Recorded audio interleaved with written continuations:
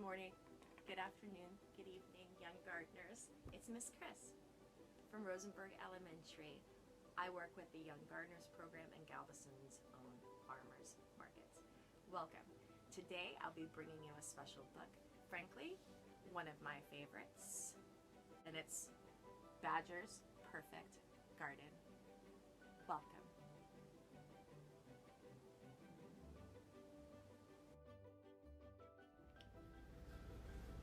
One spring morning, Red Squirrel found Badger surrounded by dozens of jars. The jars were filled with seeds.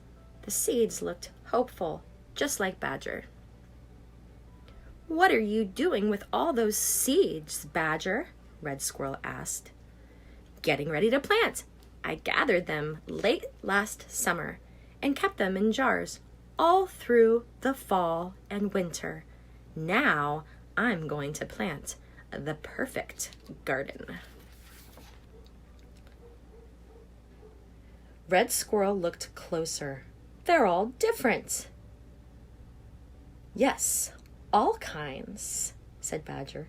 "Green and brown, flat and round, bumpy and smooth, whirly-curly and straight as my whiskers." "Where did you find them?" asked Red Squirrel. "Some from Weasel's garden, some from wildflowers near Dormouse's home, some stuck themselves to my fur, and some floated in on the wind." "You have so many," said Red Squirrel. "You'll need help planting." Weasel brought his favorite rake. Red Squirrel helped Dormouse gather string. Badger studied his garden plan. Plans are very important. "We have to make sure the ground is perfectly smooth," said Badger. Everyone weeded and raked. When the earth was as smooth as the forest pond in winter, Badger pushed big sticks into the dirt. Red Squirrel and Dormouse stretched string between the sticks to mark rows. "Be sure the rows are perfectly straight," said Badger. Weasel found a twig to make holes for the seeds. "Bumpy seeds in this row, round ones here. Keep the whirlies together," Badger directed. When the seeds were planted, Badger invited his friends to a celebration. Everyone enjoyed muffins and mulberry juice.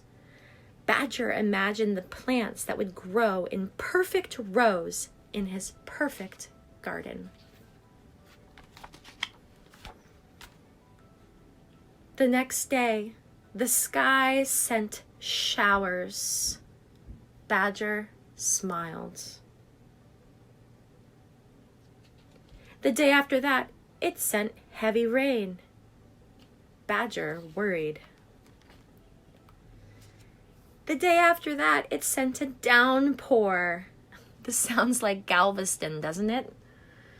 Badger grabbed his umbrella and rushed outside. He ran up and down the rows, trying to cover his seeds. The rain kept pouring. Badger flung himself across the rows, doing his best to hold the earth together. That must be very difficult to try to hold the earth together. Sticks and strings collapsed, and the ground began to slide.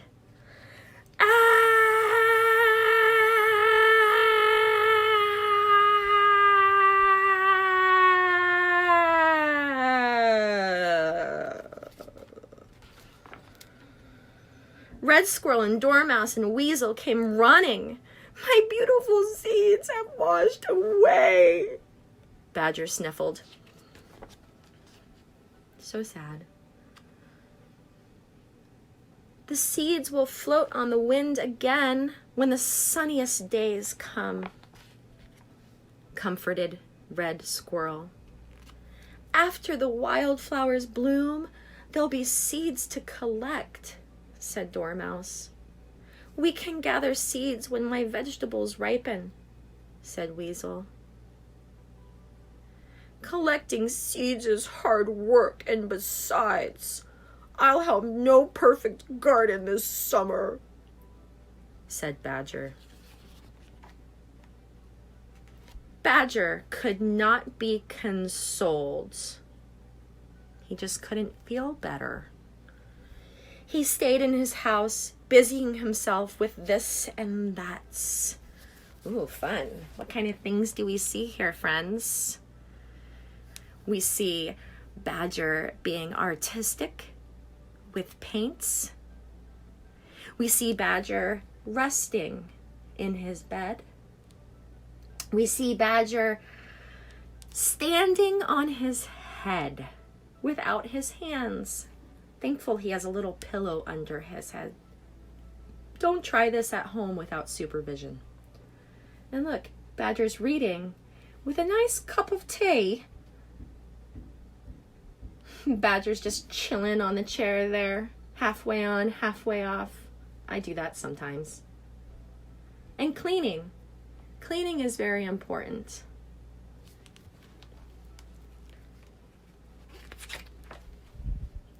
One summer day, in the middle of his afternoon nap, Badger heard a clamoring at his door. Clamoring. That's a big word. What does that mean? Clamoring at his door. He heard a noise. That's another word for clamoring. Badger heard a noise at his door. Badger, come look, cried Squirrel, Dormouse, and Weasel. Come look.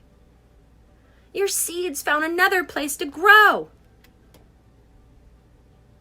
Oh, look, a butterfly. Butterfly's going with them too, to look. Wow.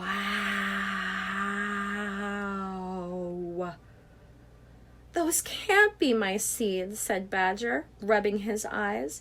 They're all mixed up. They just rearranged themselves, said Red Squirrel. If you hadn't planted them over there, they wouldn't be over here. Badger stared at the hodgepodge of colors. Hodgepodge, that's another big word. Another word for hodgepodge would be mix. Badger stared at the mix of colors. The jumble-tumble of shapes and sizes, they made him feel jumbly and tumbly too. It looks like a celebration. It's the most perfect garden of all. And because the friends loved celebrations, they ran into the garden for a hodgepodge of garden games. What's another word for hodgepodge? Mixture. They ran into the garden for a mixture of garden games, jumbly-tumbly dancing, and muffins and mulberry juice. I've had muffins, but I've never had mulberry juice. I think I'd like to try that.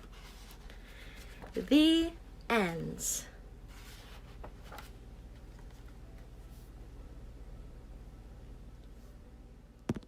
Thank you all so much for watching. So, the moral of the story, the moral of Badger's Perfect Garden, the points. What is the point of this book? I know.